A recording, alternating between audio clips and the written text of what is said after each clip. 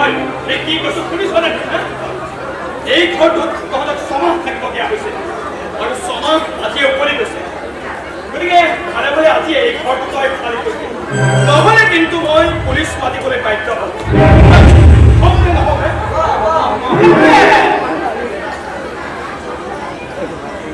এয়া চা ইয়াত দলিলত সব লিখা আছে তোৰ এই চাইনো আছে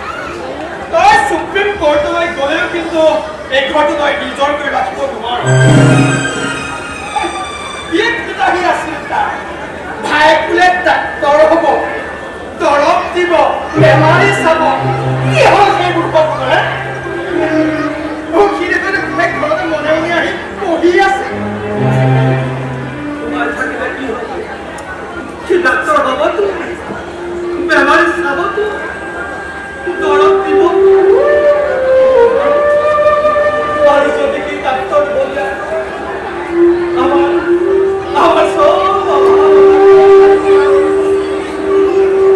এই সালি দিয়া ঘর দিল্লি ঘর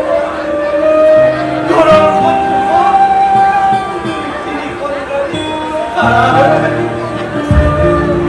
দিনত মাছ তুমি রাতি মোমো হয়ে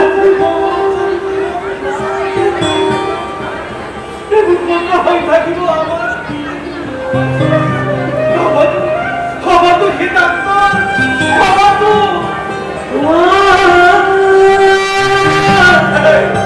চকুমানি পেলাই লাভ নাই তোৰ ভাইৰে ডাক্তৰ হয় ইঞ্জিনিয়াৰ হয় তাত মোৰ কোনো লেনা দেনা নাই যি হয় এই দলিলখনৰ মতেই হ'ব নহ'লে কিন্তু আমি নিজে গৈ